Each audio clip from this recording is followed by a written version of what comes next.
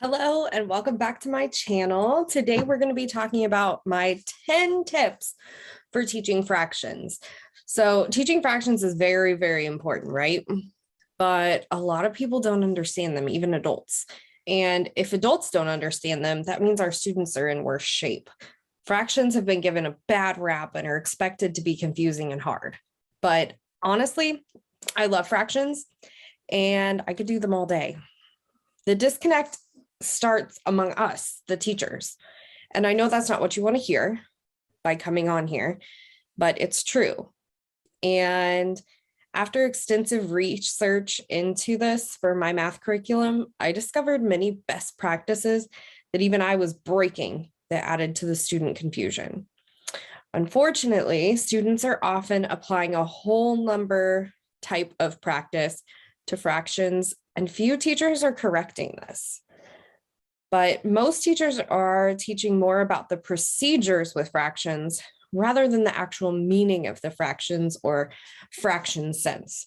So I like to think about that similar to like a number sense. So to help correct these and break those areas of confusion, I'm going to bring to you the best practices or the 10 ways for students to master fractions. So number one, we need to watch the language that we're using in the classroom. So I don't mean like using bad words kind of language. I mean like using vocabulary.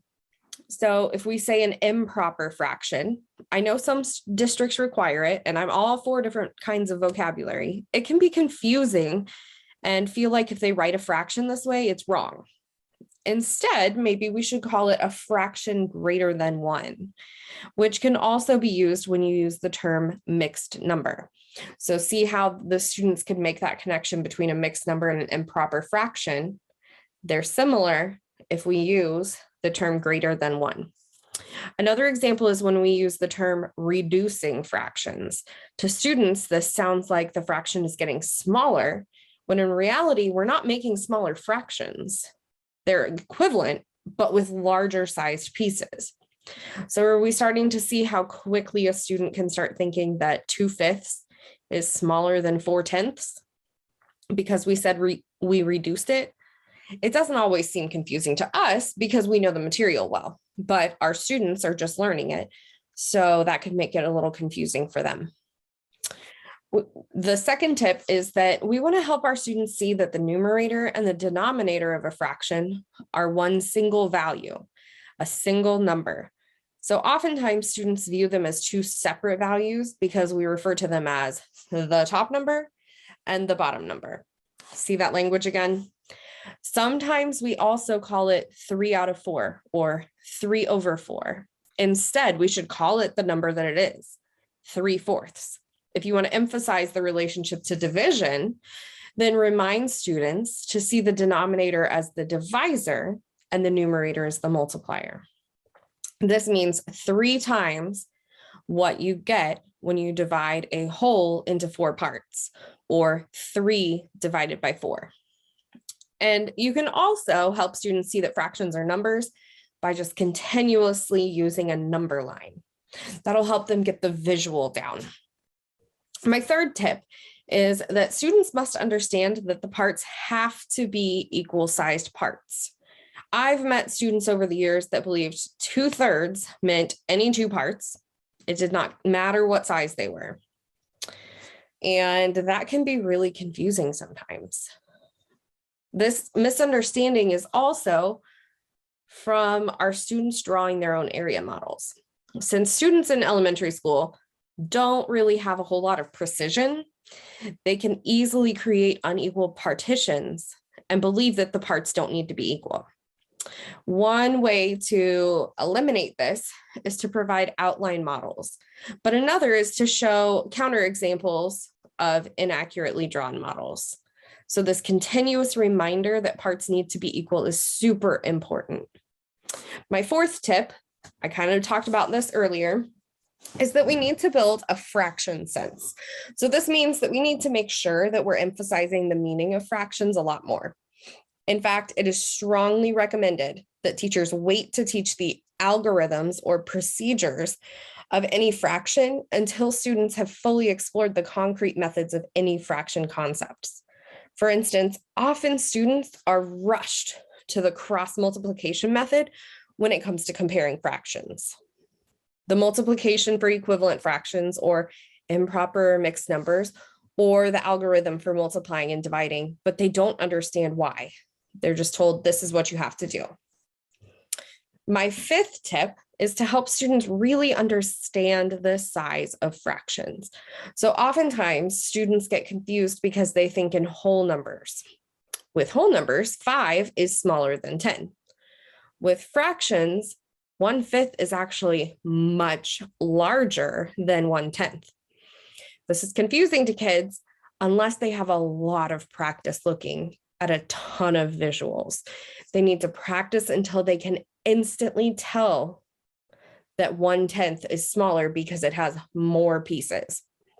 Just like telling a kid that the bigger the denominator, the smaller the number, that's not going to help them. It especially won't help when they get to problems like 7/10 versus 1/5. So we need to have our students practice this and look at it over and over again until they can visualize it. So my sixth tip is to use a variety of fraction models and connect those models to real world contexts. The repeated use of these physical tools can lead to the use of mental models and understanding. It's sometimes useful to do the same activity with two different representations to help students really understand. So one fraction model we could use would be an area model. Typically, these are sharing tasks, so cutting into smaller parts. This is the most commonly used model. So examples would be pie pieces or rectangular regions, geoboards, pattern blocks, paper folding, drawings on grid paper or dot paper. Then we could also do a length or measurement model. So these are going to show the continuous length or measurements compared. They're number lines or fraction strips. Lines are typically subdivided through a measuring tool with a scale can be used too. So we could connect this to the real world like a ruler or a measuring cup or a thermometer.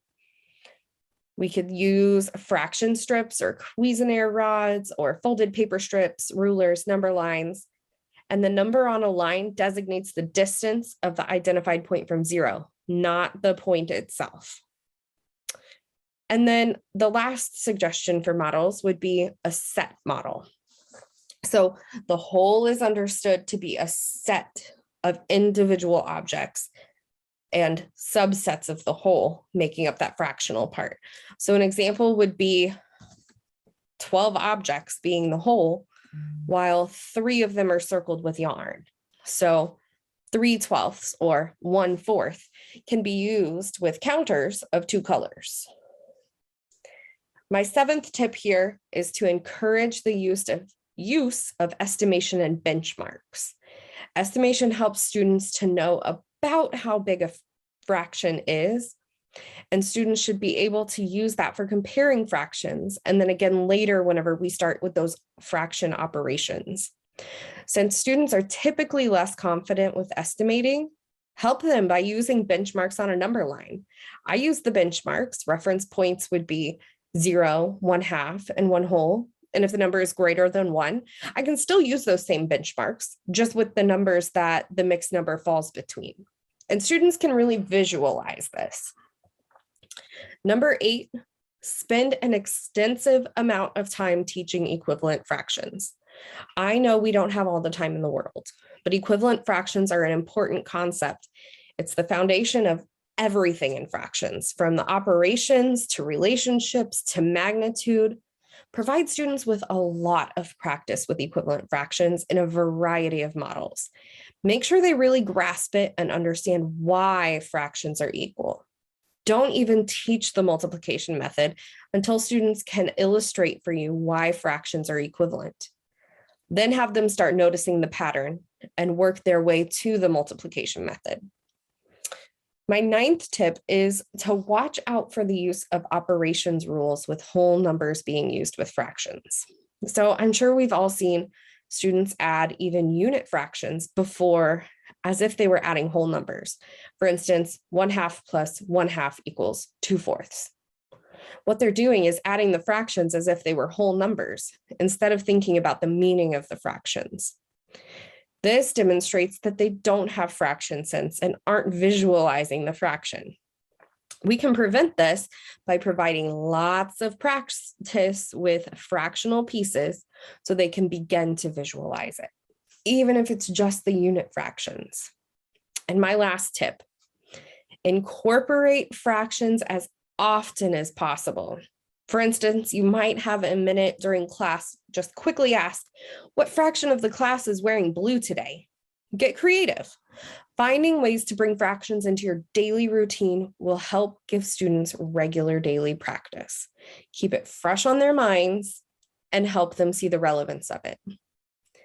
With these 10 best practices, you are definitely sure to help your students master fractions. It's a difficult concept in math classes everywhere, but I'm sure you and your students can get it. Thank you guys so much for watching. If you have any questions about teaching fractions, feel free to send me an email, melissa@thatonecheerfulclassroom.com. I'll see you guys in the next one. Bye.